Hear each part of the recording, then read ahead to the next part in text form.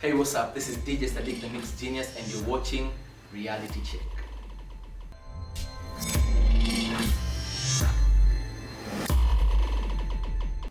My name is DJ SADIC, the Mix Genius. I'm a DJ, music producer, and I also run an entertainment company called Genius Entertainment, where we do entertainment and events.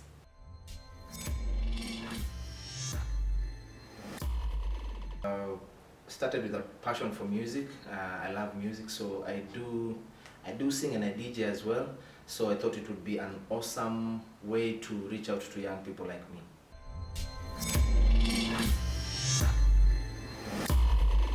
My biggest fears as a public figure is becoming irrelevant. The market is changing so fast. Technology is moving fast as well. So if you're complacent, you'll be replaced in a way. So I think my biggest fear, or what I work on every day, is not to be irrelevant. And in order to do that, you have to keep reinventing yourself, thinking of new ideas of doing what you do, to be able to reach the ever-changing audience.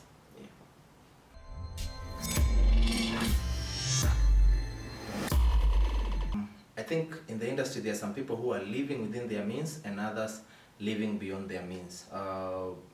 Like I said earlier, there is a pressure to live a certain way. Like I said, kuna watu anaona mimi ni msanii ama I'm a public figure, I can't hop into a matatu, so I go into debt, or I try get a loan in order to maybe secure a certain vehicle. Na pia kama ni gari, it's not just any car. There's a certain car which as a public figure you feel I should be driving. So I think we should not go into debt or into things we cannot afford in the name of trying to please others or trying to maintain our public image. When you're starting out, if level yako ni kupanda ma3, hop into that matatu. Actually, no one really cares. Go to where you need to go, get your job done, and go back home. As you continue to grow, God will open doors for you. You'll have that car, you'll have that driver if need be, but don't be under pressure to live a certain way just because you want to please people, you want to put out a certain image which is not actually your lifestyle. So people say fake it until you make it, but at times faking it ends up costing you much later.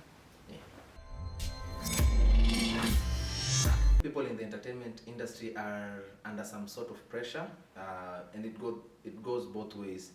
There is self-inflicted pressure and there is societal pressure. Okay, first of all, there's a certain expectation that the fans or the public have when you're in the limelight. They expect you to dress a certain way, eat at certain places, drive a certain car. So such pressures at times make the artist want to live in a certain way.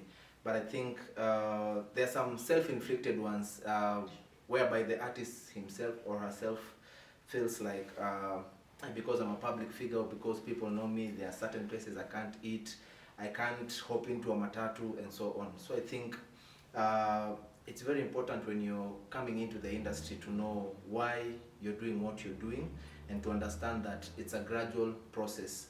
That way, there won't be so much pressure to live a certain way, because you pace yourself and you live according to your means. So I think the public should be easy on the public figures as well, because we are normal human beings like any other person. We go through the same challenges every other person goes through. So the artists as well should not put so much pressure on themselves. Live within your means. If something is not very necessary, you don't have to have it. So live within your means, pace yourself, and grow gradually. I think that's the best way to go.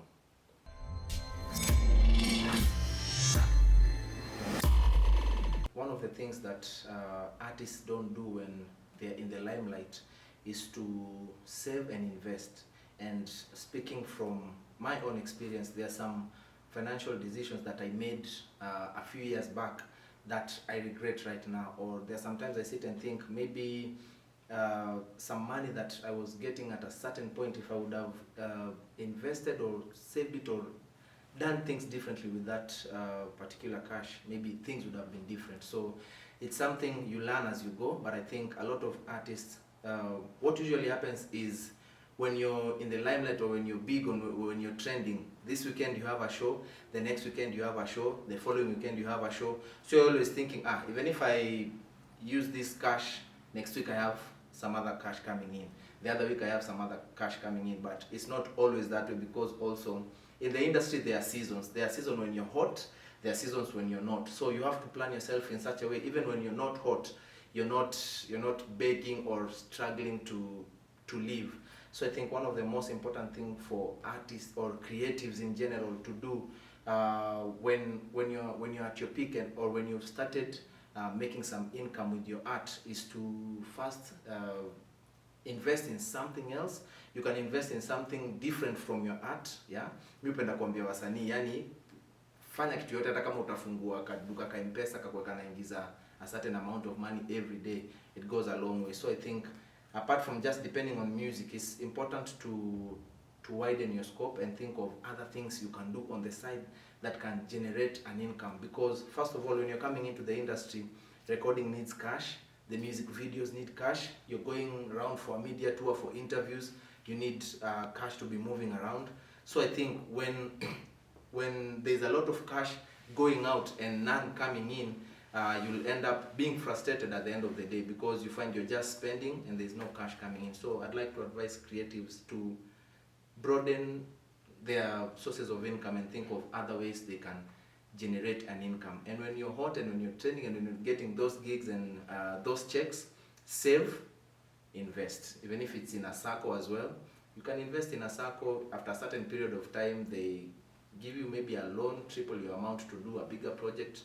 Things like those, I think, are things artists need to consider. So that's the way to go, in my opinion. Yeah.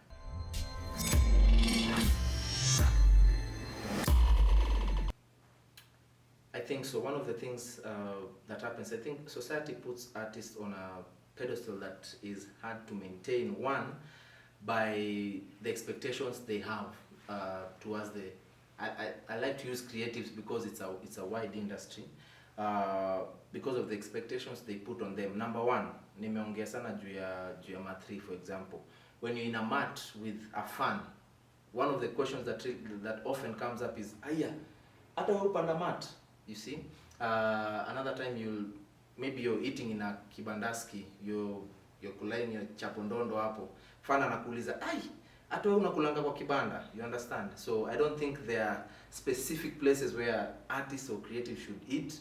There are certain specific places where they should hang out. I feel, as a creative, if you feel, Leo, my budget allows me to go to a kibandaski and eat chapati and beans, well and good.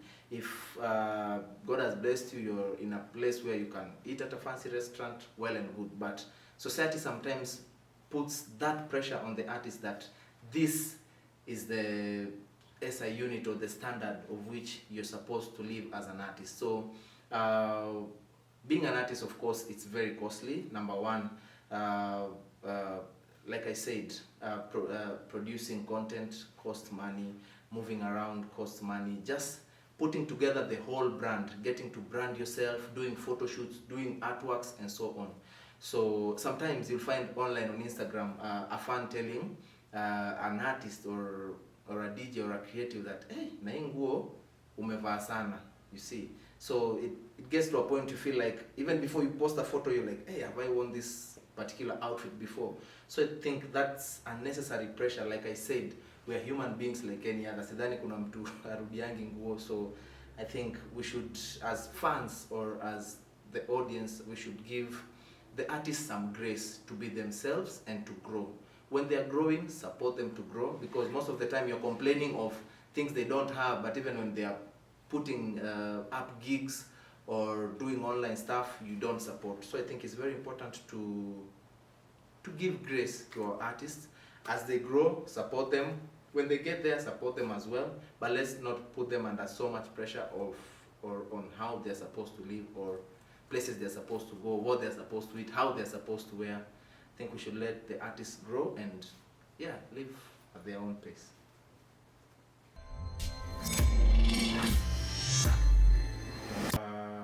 In order to manage this thing called life as an artist or as a creative, I think it's a point I've mentioned earlier. Live according to your means, because in every step of your career, there are certain things that come your way. For instance, when you're starting out music, you'll find at that time maybe you're doing free shows, you're trying to get your name out there. You'll find you're actually maybe going back into your pocket for most things because cash flow hasn't started coming through. So I think when you're on that level, you should also live on that level. Don't go, like I said, into debt trying to live in a house in Kileleshwa when you know very well at the end of the month there is no check that is coming through that can sustain you in such a house, just for the sake of image, or for guys to say, hey, so and so lives in a certain place. So I think one of the things is live within your means.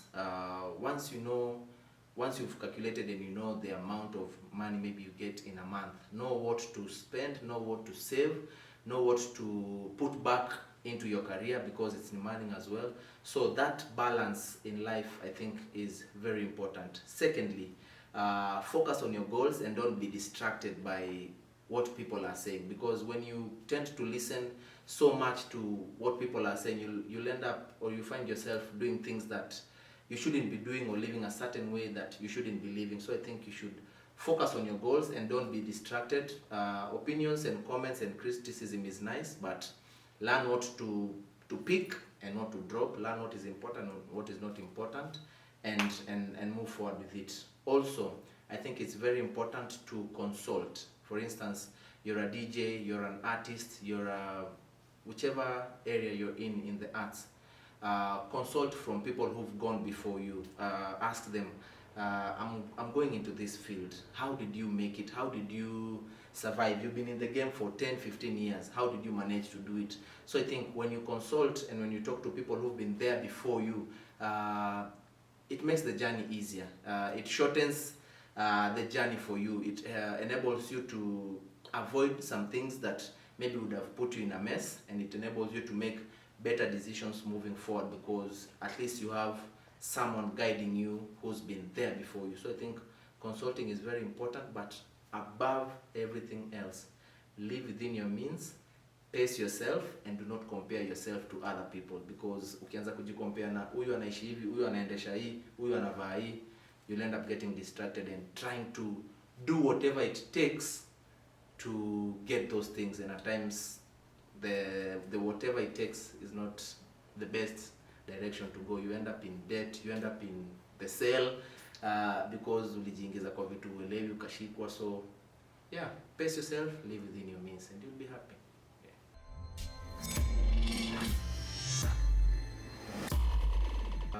To the young and upcoming entertainers, one of the most important things to do is believe in yourself and in your art. The moment you believe in yourself, every day you'll be doing something extra to get to where you're going. At times when you're starting out, maybe you'll try to reach out to a fellow artist or a fellow DJ or a fellow creative in your field. Maybe you don't get the feedback you expect, but keep pushing. And nowadays I like to tell guys, it doesn't have to cost much to perfect your art. If you're a makeup artist, there are so many tutorials. If you want to be a makeup artist, there are so many tutorials on YouTube on how to do makeup. If you want to be a DJ, even if maybe you don't have cash to go to a DJ school, there are so many videos online that can guide you as a DJ on how you can do your thing. If you want to be a photographer, same way. It's not like back in the day. Like personally, when I was starting out, there wasn't so much exposure in terms of social media and the internet and stuff. Right now, anything you need is on YouTube, for example. So I think it's very important to take advantage of that platform. Get as much knowledge as you can, because it won't cost you much. You just need maybe your bundles and your phone, and do a lot of research. The only way to stay ahead in your game is to do stuff other people are not doing, and the only way you can do that is to do a lot of research. So when you're coming into the industry, first of all, you need to understand the platform is the same. Whether you're an upcoming or you're established, the expectation even from the fans is just the same. They want, if you're a musician, they want good music. Even if you're established and you're doing music that is not up to par, they won't listen to it. So if you're an upcoming now, you need to understand that you need to work 10 times more than the people who are already there, because you're trying to make your name, you're trying to make a brand, you're trying to start earning some few coins here and there. So I think when you do a lot of research, stay ahead, consult people who are in your industry, believe in God, put God first in everything that you do, and gradually you'll get there.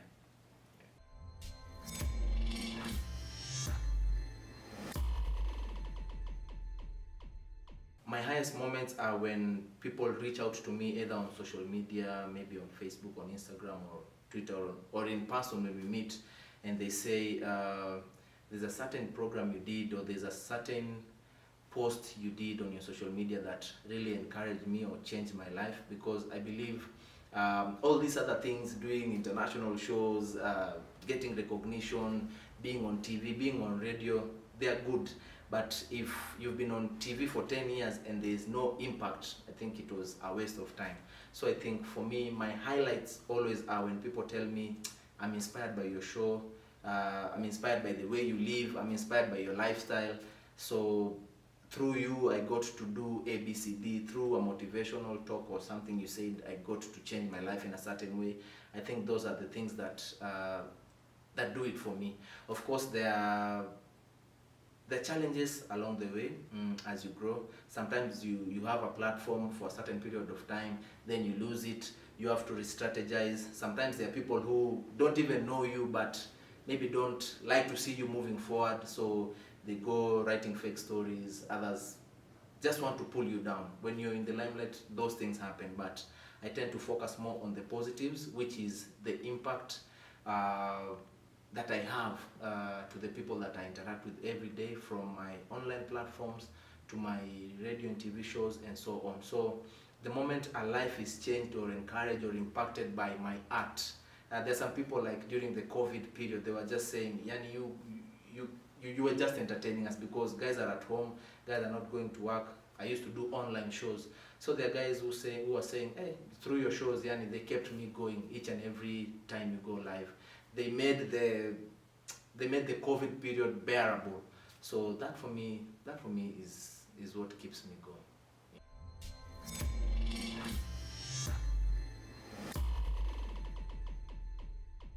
Speaking from experience, sometimes the reason maybe creatives don't get to pursue school as much as they would wish to is sometimes lack of finances. Umemaliza high school, wazazi hawana hiyo doa ya kukupeleka hata kwa a basic course, hata kwa a technical course or something like that. So you're done maybe with your high school and you have a talent, but you don't have the resources to be able to go to uni, for example. So you end up like going deep into your talent and focusing on your talent. But what I usually say, it's very important to have that balance of talent and education as well, if you have the means to. Because like I said, once you start making a name for yourself, you start making money, the opportunities, even if you are not in a position, maybe your parents were from a humble background, there's a certain point it reaches, you start making some money from your art. I think it's important to go back to school if you can, learn a different skill apart from what you know, because let me just say, in the Kenya we are living today, you cannot just focus on one thing. Like I said, when you broaden your scope, you're at least at a better place. So I think when you're in a position, you're making some money and you're in a position to take yourself back to school. It doesn't have to be university, it can even be a course, just something different from your art or from your music or from your DJing.